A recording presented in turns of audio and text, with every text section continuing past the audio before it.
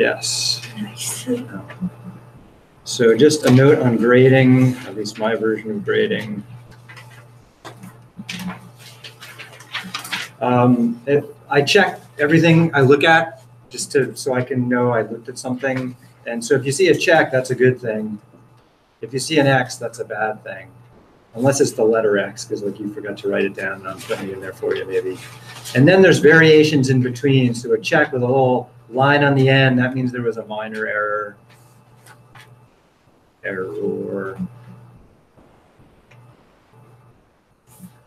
Minor error. And the more the check looks like an X, that's like a major error, but there was something good there. And an X means that right there, that was not good at all. So you'll see stuff like that. And then points, if it was worth 5 points, you know, you got something out of 5, maybe 5 out of 5. Sometimes it was worth 10, so you maybe get 10 out of 10. So I try to show what you got and the point value on each one. So things to double check. Did I do the arithmetic right? Did I add up your total points properly? Occasionally I make arithmetic errors. I write things down wrong. Do you disagree with my assessment of your work? If so, make an appointment with me and we will go over it. Occasionally I've had people argue that they deserved a higher grade than I gave them. Occasionally it's gone the other way and I looked at what I did and I said, oh, I gave you too many points for that. I usually don't turn that back. I accept that as my error. And occasionally I've had people come to me and say, hey, I didn't really get a 95, I got an 85, you made an arithmetic error. So if you're that honest, feel free to come to me, otherwise keep it to yourself. I'm going to post my answers, so what I'd highly recommend is any problem you didn't get right, try to do it again on your own and then look at my answer key. And if you scored like a 75% or less, then you should come see me to go over it. If you're an online student, then you should make an appointment so we can do a video chat together. Otherwise, test 1 is over. We have another test after chapter 3, and then we have the final exam, which is on chapters 2 through 4. I had some homework questions. Oh, good. We will get to homework questions in just a second. Okay. So is the final over everything? The final covers everything. Yeah, final's cumulative, covers everything. And you do the same thing, right? Replace the lowest grade in your test for final grade. I don't believe I have that in my syllabus. Yeah, but you should double check the syllabus and see if that's in there. Sometimes I have that as a policy. So if you didn't like your first grade, then perhaps we will do something like replace a lowest test grade with something. I will contemplate that idea. Because I like to take into consideration improvement toward the end. So Vitor's suggestion, if you didn't hear it online, was to have the final replace your lowest test score. Was that what you suggested, Vitor? Yes, okay. Yeah, that is a possibility. I will contemplate that. Send me a note in writing requesting that, please, and a reason for that request. All right, cool. All right, so again, check your test out. I'll post my answer key later, and then those of you who are taking this distance, you will get an email from me later today with the graded test attached to it. If we were to do that, and our lowest test grade was higher than what we got on the final, would that? There's no way around your final exam grade. That you cannot, for example, take your highest test score and replace your final. That is not an option. Sorry. I don't know if that's what you were suggesting. No, I was saying if your lowest test score is somehow higher than your final, would you still replace our final? No, that's only if your final is higher. Okay. If I do that, I have not committed to that yet. It's just been suggested. It hasn't been voted on. And you guys don't get to vote. Propose and then someone has to. All right. So it's math time. Sarah's got some homework questions. And I'm sure there's other people. A note on the online homework, some of you may have come across this. If the function e to the x turned up in your homework, my apologies, that was not supposed to be there because we have not covered that yet. If it did turn up in your homework, we'll prove this later. The derivative of e to the x is e to the x. That occurs in a later section of the book, like 3.8-ish, 3.10, somewhere at the end of this chapter. So I noticed that was in there last night, so I edited it out. Some people saw it in there and got credit for it because they figured it out. Other people got it wrong and didn't know what to do. So email me if that's a problem in your homework. Okay, so that was not supposed to be there, since we haven't covered it yet. All right, so that was an accident in homework. This is 3-3, part Yeah. 1. Yeah. So, questions, which ones do you have questions on? 11 and 12. 11 and 12. All right, let's take a look there. We'll do a little review and look at the quotient rule today. On open math, section 3, problem set 1, number 11. Awesome. Oh, Okay. no. So I'm gonna put that in. Physics. Yeah, And we number got 10, but a little I figured we physics. would get to that one today. Screen flipping. That function there, which should be made bigger. That will do. Let's see, what other questions? Number 10. Oh, dear. 10's a beauty, yeah, we'll look at 10 today too. Yeah, 10 is more an algebra problem than anything. Yeah, I figured. Let's cut it out of there. And then 10, 11, 12 is the next one, is that correct? Yeah. Page number 12. Excellent, okay. Screen clean it out. Yeah, and this was one of the ones that accidentally had an e to the x in it, and I edited it out. Oh, there was one video. So it could be you, I think you were one of the people that looked at it early before I caught the error. So does your problem have an e to the x at the end? No. It doesn't? Oh, it says something like this? Mine Okay. used to, and it Yeah. changed. Yeah, so it changed for everybody. All right, so backing up to this one right here. So on this one right here, S, this is a position function. That was number 11, right? This is number 11. Yeah. Okay.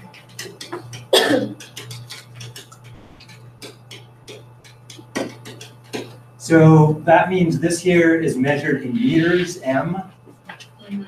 And if we take the derivative f prime of t, right, what that is the change in position s divided by the change in time. And position is measured in meters and time is measured in seconds. So as rate of change, this is measured in meters per second. And meters per second is a measure of speed or velocity.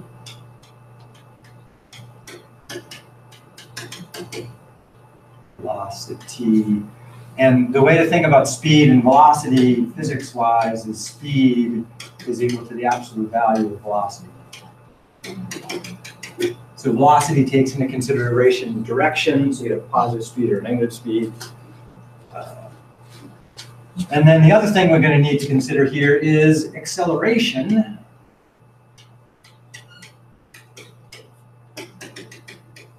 And acceleration is a change in speed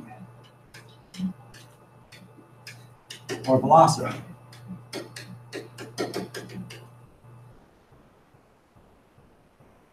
So if I take the rate of change, d dt, because time is changing here, of the velocity, which is ds dt, using my differential notation from before, I'm taking the derivative of a derivative, so this would be the second derivative of s. Or they use an f2, second derivative of f. A couple ways I can note that. And we'll calculate this, but I just want to go over some more notation stuff related to the differential version versus the prime version of derivatives. So this is the prime version of a derivative, right? 1 prime is first derivative, 2 prime is the second derivative. The differential notation, notice here that there are 2 d's in the top. So we call that second derivative like that. And then there are 2 dt's in the bottom. The dt is a single object. It's not d times t. The dt is its own variable. So that gets like that. And then the s just hangs out like that. So that's the differential notation for second derivative. Looks a little weird, we'll get used to it, because we're gonna use it over and over throughout the course. If you don't like that, you've got the prime version to go back to, which looks way cleaner. But, all right, so let's do it. We need to take the first derivative of this sucker, and we have a bunch of rules. So important rules for us are the power rule. That says if you take the derivative with respect to some variable, I'm going to use x, of some x to a power n, then that gives you n times x, and you drop the power by 1. Right? Other important formula for us is that if I take the derivative with respect to x of some multiple of a function, the multiple just gets carried along. It kind of pops out of the derivative.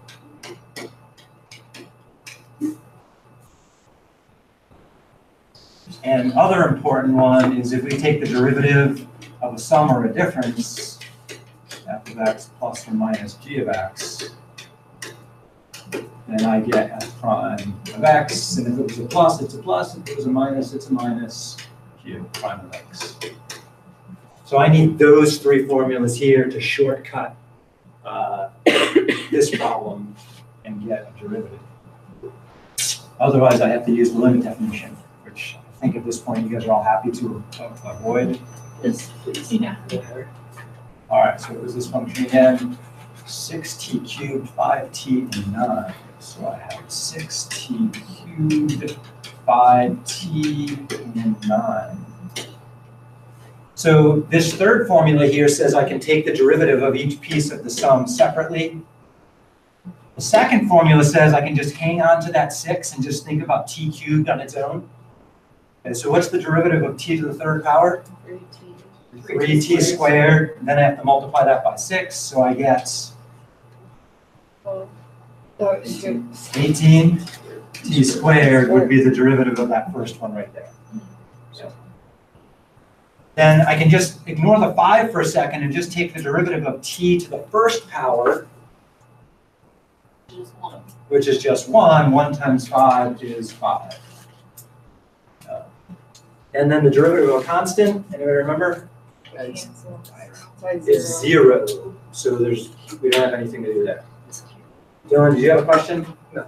You're okay? All right. Anybody have a question on how I got that? Yeah, so this would be the derivative function or the velocity function. Okay. That was what was hanging me up. Yeah, so the first derivative is velocity if we start with position. The second derivative would be acceleration. Okay. Yeah, so then they say to plug in like t equals 3 seconds, I Yeah. think. Yeah. Number 11.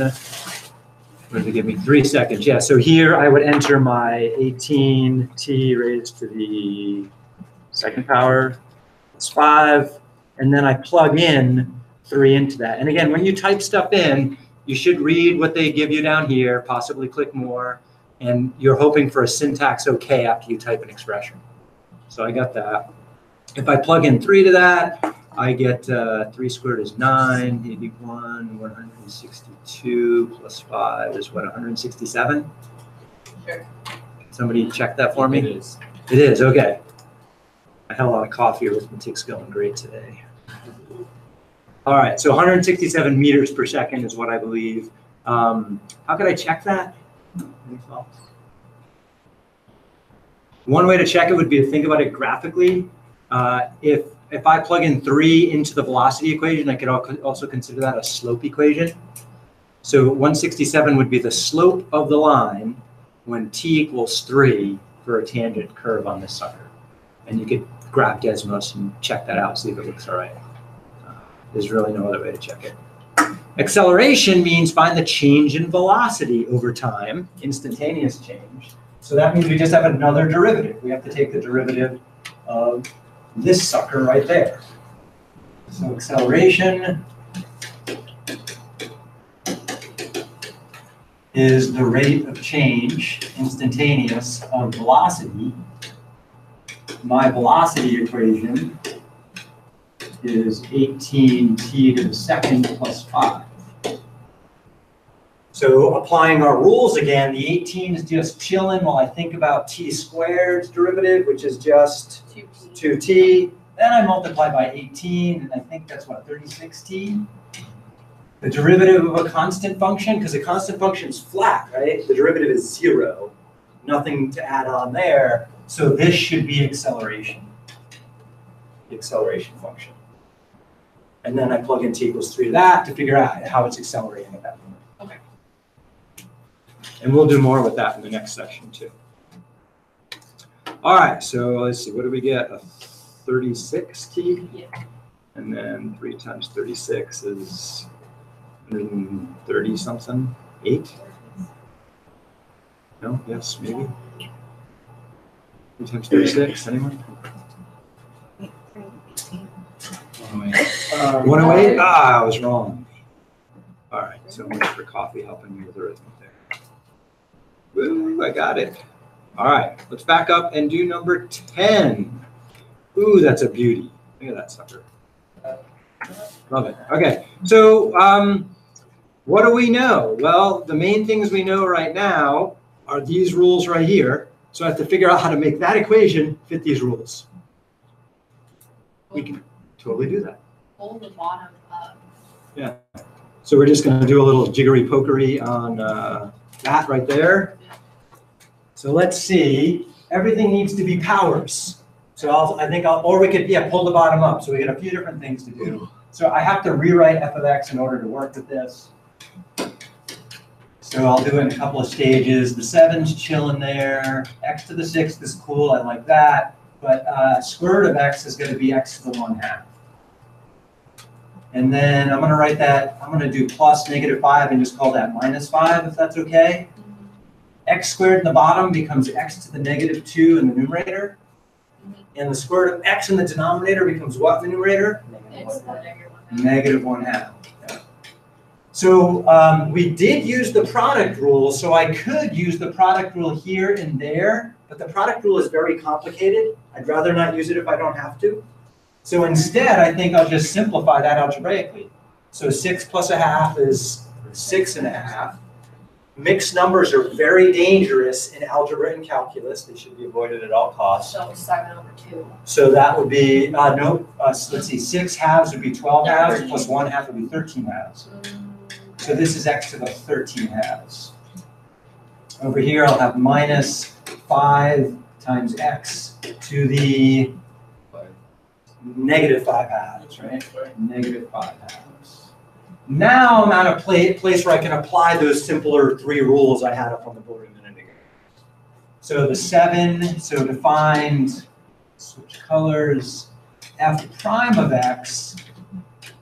This is complicated, so I'm going to write more down. The 7 is chilling and waiting to multiply by something. Power rule says to bring down your power and then reduce it by 1. So I have to contemplate that in a moment. So -5 is just chilling. And then I have to bring down a -5 halves and then reduce that power by 1. So just note, in the previous problem, I did things in my head like multiplied 18 by 2. And with whole numbers, usually on a good day, I can feel comfortable with that. Once fractions start popping up like this, I'm writing more stuff down. Be careful. So I hope you guys do too. All right, so I could either leave that in fraction form or make it a decimal. You take your pick. 45. What is it in decimal form? 45. 45.5?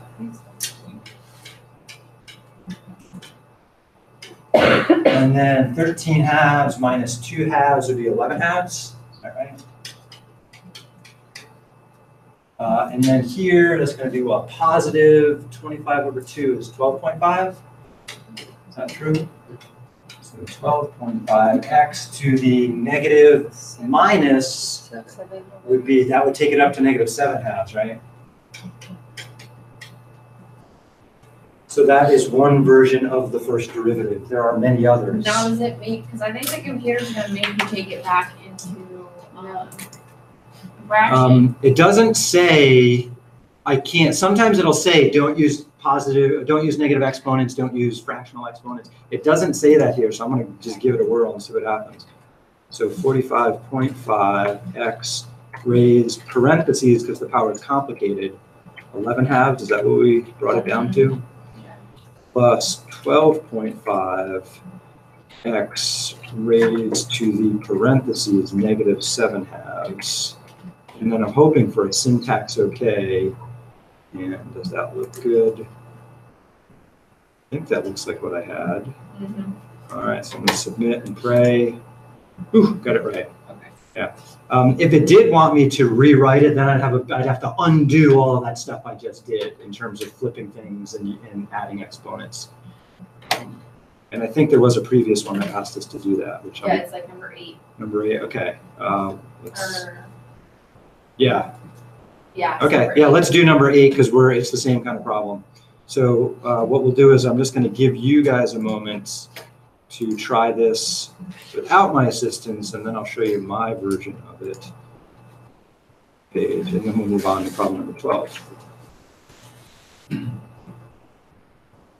All right, go for it.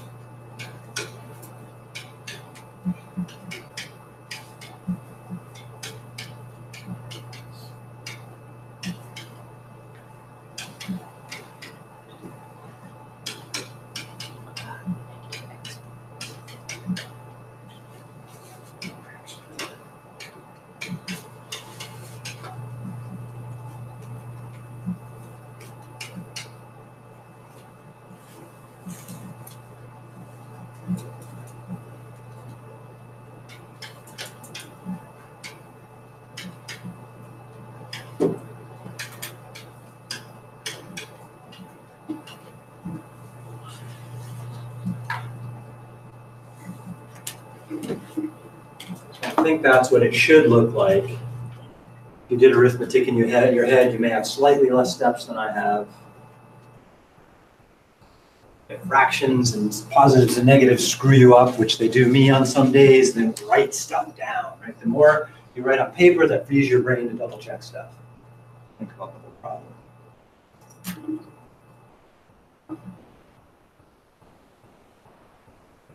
Anyone else get that? Get a bunch. Okay, so either we're all right or it's some class delusion. So yeah. So because it's a negative 1/2 x, that's why I just put the square root on the bottom. Yeah, so the negative means take it to the denominator or opposite position, and the 1/2 means it's a square root. Oh, okay, I see. Yeah. Yeah, so there's I could have an intermediate step for this one right here, and say it's -4 over x to the 1/2, and then I can change to that version right there.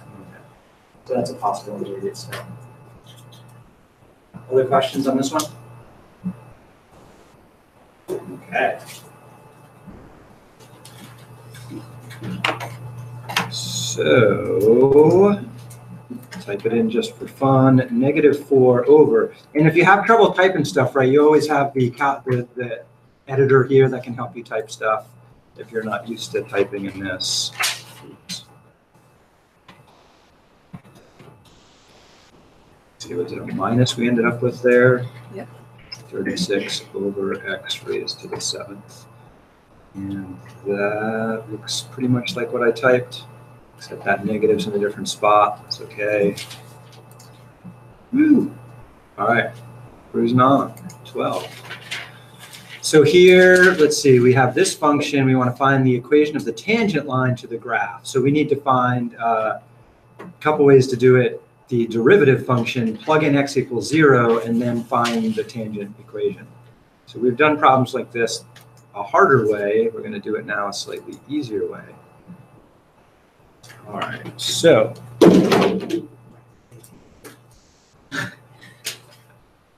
f prime of x, let's see, the derivative of 10x would be just 10. The derivative of 13 would be 0. And then I have minus the derivative of x to the 19th would be 19x to the 18th, according to our power rule. I need the slope at the point 0, 13. So that means I need to find f prime of 0, the slope when x is 0. Now that cleans up, right? Because that 0 can go away, but it doesn't clean up much. So let's see, if I plug in 0, I get 10 minus 19 times 0 to the 18th, which on a good day is 10, right? So that would be my m for the tangent line. And then otherwise I can use the point slope form of a tangent line. Y minus y1 equals m times x minus x1, which we got pretty good at in the last unit. So let's see, y minus 13 equals 10 times x minus 0. So that's going to give me what, 10x on the right, and then I can add the 13 over. So 13 ends up being the y-intercept. And they were asking me for the right side, y equals for the tangent line. How can I check that? Put it in Desmos. Yeah, put it in Desmos or a graphing calculator. So I'm going to do that, because if this were a test, I would totally be doing this, because I do not want to get something wrong on a test. And I made some comments on people's tests that, hey, did you check this on your calculator? See what it thought about it. So my original equation was 10x plus, was it 13? Minus x raised to the 19th. That gives me this funky equation here. I probably should type as a function. F of x equals, all right. And the point I'm interested in is 0 comma f of 0, which should be the point. 0, 13, and then I think the tangent line is y equals 10x plus 13, and that looks pretty darn nice, doesn't it? It's kind of hard to tell because it's so steep, but I'm just going to zoom in a little bit. Let's let x go from -1 to 1 maybe, and then it becomes more clear. The function's pretty flat in there, isn't it? Yeah, so it's going to be hard to pick a scale that's going to make this look awesome, I think, due to the flatness of that function in there. Straightness, I should say. But it looks pretty darn tangent to me. And Desmos seems to be only finding one point of intersection. And that's the nice thing about Desmos. If you click on a curve, it'll tell you important points the curve has with respect to what else is on the screen. So I feel pretty good about it. X plus 13. Cool. So review of last class and then on to the next new topic, and then we'll try to use it. So power rule is super powerful. Okay.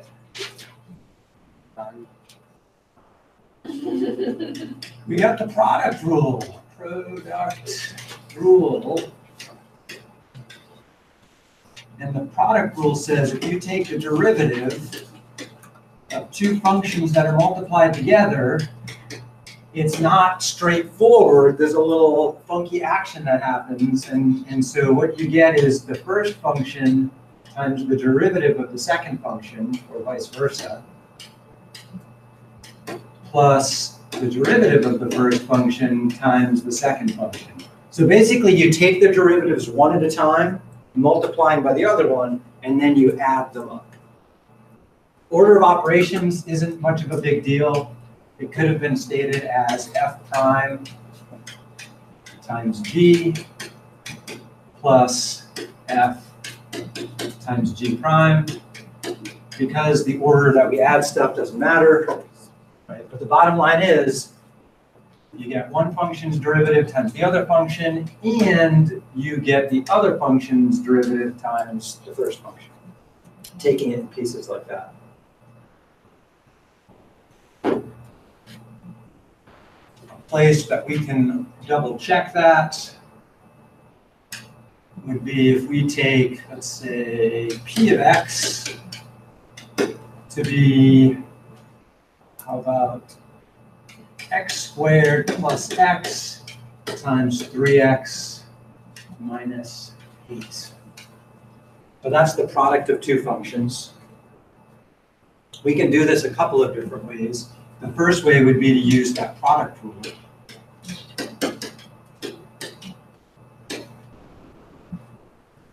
So the derivative here, the way I usually do it is I write down the first function, x squared plus x, and then I multiply by the derivative of the second function. What's the derivative of 3x minus 8? Just 3. Then I add on the derivative of the first function. So the derivative of x squared would be 2x, and then derivative of x is 1 times the second function left alone. And then you can clean that up. So cleaning that up, I can do some distribution. Gives me 3x squared plus 3x. A little more distribution here. Plus 6x squared minus 8x plus 3x minus 8. And then I've got some like terms. Let's see, what do we have that's like here? Some x squareds are like, and some x's are like. So what does that give me? 9x squared minus 2x minus 8. There's one version of the derivative. How else could we come up with a derivative here? We could multiply it, FOIL it out first, and then take the derivative. So we'll try it that way, see how it works. So I think that's one answer. Isn't it negative 2x, so shouldn't it be, so 2x minus 8, so isn't it negative 16 instead of? Here. So let's see, 3 minus 8 is going to give me negative 5. No, so if you multiply it out, 2x minus 8, so that's negative Oh, 16. 2 times 8 should be a negative 16 right here. Yep, I Yeah. screwed that up. Good call. So let's fix that. So this is not an 8 there. That should be a 16. See, did I mess anything else up? But then the negative 2x. Oh, wait. No. I got another error. Oh, wait. No, it's just that one, because it's a. It's in. Time back. Good. Okay, yeah, that's the only error. All right. So it'd be. So it'd be negative 10 Yeah. right here. Okay, good call. All right, let's try it again, multiplying it out. So distributing there, we're going to get a new version of our function. So p of x is also equal to x cubed. Minus 8x squared. So I've got minus 8x squared plus 3x squared minus 8x. Like terms, 5x squared minus 8x. So then we can take the derivative of that. So p prime would be 3 times 3 is 9x squared. 2 times 5 would be minus 10x, and then minus 8. And I'm pretty sure that matches that corrected version of that first page. That makes it a lot easier. Yeah. Than the first one. Agreed. Does it matter which way we use on the test? No, and that's the thing. We have multiple ways to attack these problems. So the only thing that would matter is if I specifically said use the product rule on this, Mhm. but you could double check doing it the other way. Okay. All right. The quotient rule. So I'm just going to give you the quotient rule. If you want a proof of it, you can read the book. I think I did enough proofs yesterday.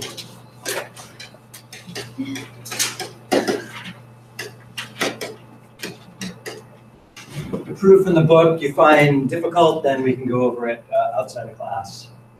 So the quotient rule applies when you have the derivative of one function divided by another function. And I'll present this in the formula in two different ways and possibly sing my song, although I'm kind of running out of time, which means I think I'm getting cold feet about singing today. So it looks like this. G of x times f prime of x minus f of x times g prime of x all over g of x squared. A wee bit more complicated A we? than the product rule, but it's similar. Right? Notice the numerator. If you replace that minus with a plus, it's the product rule. Okay. But there's a minus, and then you have to divide by the function squared. Okay. So another version of this. Let's suppose we're taking the derivative of x, and we have a high function, and we have a low function. Then what you get is low d high minus high d low over low squared, which you can turn into a song that in my version is very John Denver-ish, if you know John Denver. Pop country from the 70s. So low d high minus high d low over low squared. You gonna sing your song now? Let's sing it. No, I'm not gonna do it. I got cold feet. We're gonna Jerry! use this. Sing your song. Sing Sing it. it. No, I'm not doing it. Wait up, what's All right, that? so We I do it after know. So we're gonna do it on an easy problem that we can manipulate, then we'll do it on a hard problem. So I want to take the derivative with respect to x of, let's try 2x plus 3 over x. And we're gonna do the quotient rule first. So the quotient rule, my version of it says take your low function, x, multiply that by d high, derivative of the top, which is what? 2. Then subtract the high function, parentheses 2x plus 3. You got to use parentheses here, otherwise things can go astray, times the derivative d low, right? 1, all over low squared. And then you just clean that up. So that's going to give me a 2x, and then I'm going to have to distribute minus a 2x minus a 3, right? Multiplying by 1 is kind of lame. All divided by x squared. So really you have -3 over x squared. So in the end, this is -3 over x squared. Oh, and then you put the root. Because I have 2x minus 2x up there. All right, so we're going to do it another way just to see if the quotient rule is lying or if I implemented it incorrectly. So the other way I could do this is by just doing a little algebra there and saying this is really 2x divided by x and 3 divided by x. So 2x divided by x is really 2, and then 3 over x would be 3 times x to the -1. So I need to take that derivative. Derivative of 2, 0, plus 3 times the derivative of x to the -1. Well, that would be -1 times x to the -2, right, drop that power by 1. If we clean that up, I'm pretty sure we get -3 over x squared, which is what the quotient will say.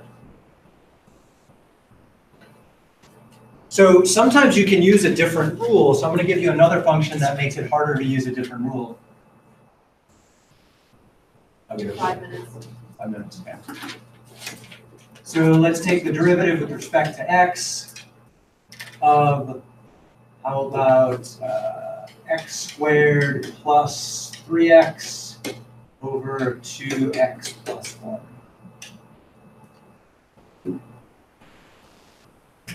On this one, there's no algebra that you can apply where you don't end up with a fraction. Okay. So it turns out you have, at this point, you have no choice but to use the quotient rule. Okay. So if you don't believe me on that, try some algebra on it later, see if you can find another method based on the things we know so far. So I've got to do my whole pi d low minus, wait, backwards.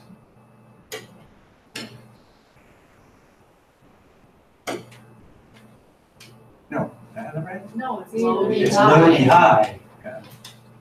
See, it's a good thing I didn't do my song, I might screw it up. Times high d low minus high d low all over low squared. So for while you get used to it, it's a good idea to write that down and then start using it. So let's see, low 2x plus 1, d high 2x plus 3 minus high, oh, x squared plus 3x, d low, 2. all over 2x plus 1 in parentheses squared.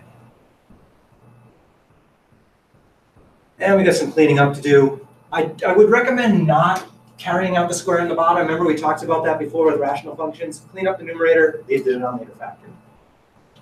So on the top, I get some distributing. So I'm going to get a 4x squared plus 6x plus 2x. So I think it's a plus 8x plus 3. And then over here, I'm going to have to distribute a minus 2.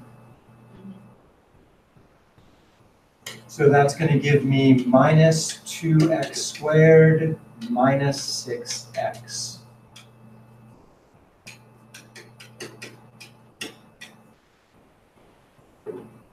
And we still have a little cleaning up to do in the numerator, so I'm going to make a little space.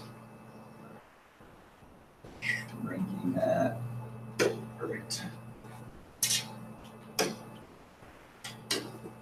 So 4x squared minus 2x squared is a 2x squared. 8 minus 6 is a plus 2x. And then 3 is just chilling. Over 2x plus 1. Am I done? No. We should try to factor the top to see if anything might cancel, because sometimes stuff cancels. Let's see. To factor this, I would say 2 times 3 is 6. Factors of 6 are 1 times 6 or 2 times 3. Since everything's positive, I want to add up these pairs and hope to get the middle term. Is that possible? Nope, so it does not factor, and I am done. This would be the simplified version of the derivative. Notice it's a little nastier than the function we started with. Sometimes when you take the derivative of a function, you get a simpler function. Other times when you take the derivative of a function, you get a more complicated function. Depends. Question. Thrilling, huh? William, what's up? Did we do long division of father once it's well out with the 5? Yes, we could do that. You want me to look at that? Or did you already do it? I have it. Okay, so in terms of finding a different way to attack this problem, yeah, let's try it. So if I take 2x plus 1 into x squared plus 3x and see what happens there, it's going to get interesting. Let's see, what times 2x is x squared? I would read 1/2 x. 1/2 x, so that's going to give me a 1/2 times 2 is 1. That gives me x squared plus 1/2 x. Subtracting the whole thing. I get, let's see, that would be 6 halves, I get 5 halves x. Right? And then there's not much I can do, that is the remainder. So I found that x squared plus 3x divided by 2x plus 1 is equal to 1/2 x plus a remainder of 5 halves x over 2x plus 1. There are other ways to write that out, but can you see I still am stuck with the denominator 2x plus 1? Yeah. So I mentioned before, I'm 99% certain there are no algebraic techniques that can get you out of using the quotient rule here. There's another trick we'll learn later in the course called the chain rule that might help, but that's equally complicated. All right, we're out of time for fun with math. I'm sorry I didn't sing my song and I chickened out. Did. Maybe next So time. disappointed, Gary. Come on, Gary. Okay, Gary. I even dressed for it. This is my colorful clothing. This is my ukulele outfit. You're in a safe place. This is what I look This like is when a I safe dress space. myself instead of my wife dressing me. Oh, sorry.